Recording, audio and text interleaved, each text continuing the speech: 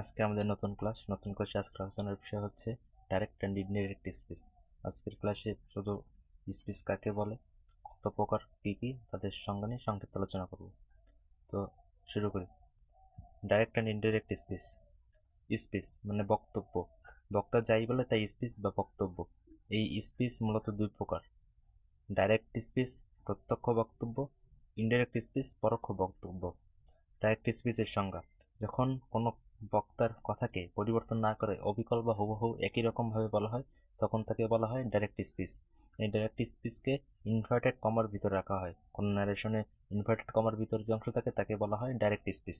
Indirect speech: যখন কোনো বক্তার বক্তব্যকে হুবহু একরকম না বলে বা অবিকল একরকম না বলে তার বক্তের সারমর্ম অন্য কারোর মাধ্যমে প্রকাশ করা হয়, তখন তাকে বলা হয় ইনডাইরেক্ট স্পিচ বা পরোক্ষ বক্তব্য।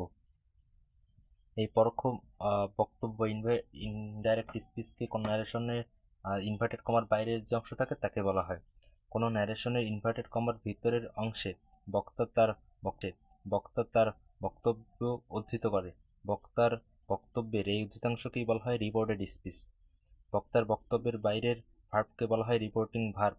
বক্তা এই ভার্বের সাহায্যে তার বক্তব্য প্রকাশ করে। যেমন Ratul said to me, I have done my duty.